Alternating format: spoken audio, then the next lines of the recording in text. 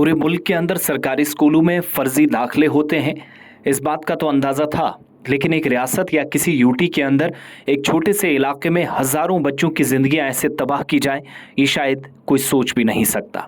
ऐसा ही एक मामला सामने आया जहां पर प्राइमरी एजुकेशन डिपार्टमेंट के अफसरान रडार पर हैं और मुकदमा भी दर्ज करना पड़ा। और मुकदमा किसी छोटी मोटी एजेंसी या पुलिस ने नहीं, सेंट्रल ब्यूरो ऑफ इन्वेस्टिगेशन या सीबीआई ने की। जुमे के रोज़ ये सारी कार्रवाई हुई। प्राइमरी एजुकेशन डिपार्टमेंट के अफसरान के खिलाफ केस दर्ज हुआ, जिसमें इल्ज़ाम है कि 2014 से 2016 के दरमियान रियासत भर के सरकारी स्कूलों में 4 लाख तलबा के फर्जी दाखिले हुए। इसका मतलब ये हुआ कि 4 लाख बच्चे स्कूलों में थे ही नहीं और उनके नाम पर सरकारों में अखराजात या फिर इसके अलावा सिस्टम पैसा देता रहा और टीचर्स या ये फर्जी अफसरान मिलकर इस पैसे को खाते रहे। मामला रियासत हरियाणा का है, जहां पर सरकारी स्कूलों में 2016 में पाए गए 4 लाख फर्जी तलबा के सिलसिले में एफआईआर सीबीआई ने दर्ज कर दी है। रिपोर्ट्स ये भी बताती हैं और पुलिस ने जिस बात की तस्दीक की है कि 2 नवंबर 2019 को पंजाब और हरियाणा हाई कोर्ट के हुक्म पर केस सीबीआई को पहले ही सौंप चुकी है। सीबीआई ने सुप्रीम कोर्ट से रुजू किया था और दावा किया था कि इन्वेस्टिगेशन में भारी अफराधी कुव्वत की जरूरत पड़ सकती है, यानी 4 लाख बच्चों के मुतालिक जब इन्वेस्टिगेशन वो करेंगे तो मजीद मैन फोर्स की जरूरत होगी। जांच रियासती पुलिस को सौंपी जानी चाहिए, ये सीबीआई ने सुप्रीम कोर्ट से कहा था।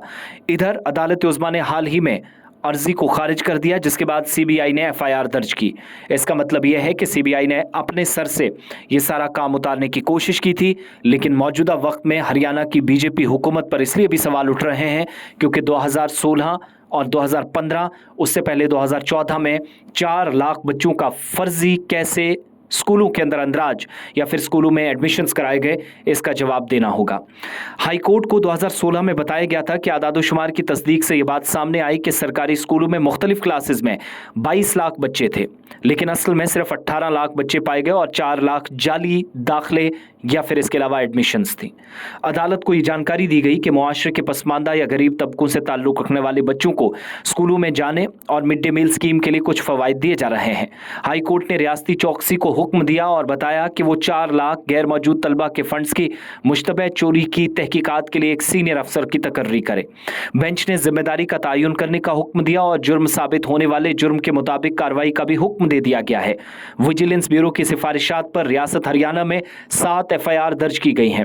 2019 के हुक्म में हाई कोर्ट ने यह नोट किया था कि एफआईआर के अंदराज या रजिस्ट्रेशन के बाद तफ्तीश बहुत सुस्त है। इसके बाद उसने जांच को मरकजी तफ्तीशी ब्यूरो को मुंतकिल कर दिया था ताकि मुनासिब, मुकम्मल, ईमानदारी, शफाफियत और तेज तर तफ्तीश हो। फास्ट ट्रैक बुनियादों पर केस आगे बढ़े। पूरी रियासती के अंदर हुकूमती सतह पर इदारों को चौकस रहने के लिए कहा गया।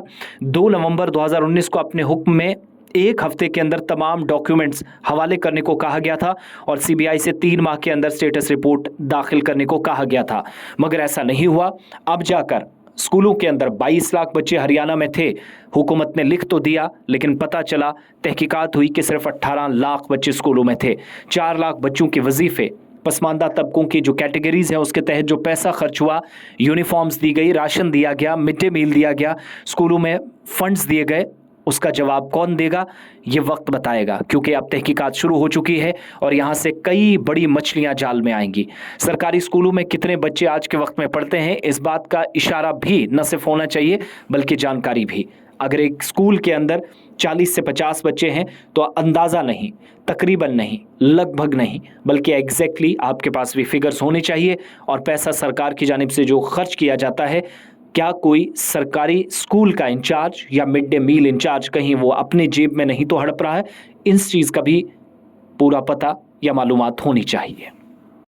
इस केस में जहां पर केसेस दर्ज हुए हैं, 4 लाख बच्चों का हिसाब हुकूमत देगी, वहीं पर कई सरकारी अफसरान प्राइमरी एजुकेशन डिपार्टमेंट के रडार पर हैं और 7 एफआईआर्स भी पहले लग चुकी हैं। मुकदमा यहां से आगे बढ़ेगा, पता चलेगा कि कितने लोग इसमें गुनहगार हैं और बच्चों के नाम पर यह पैसा लूटने वाले लोग कौन थे।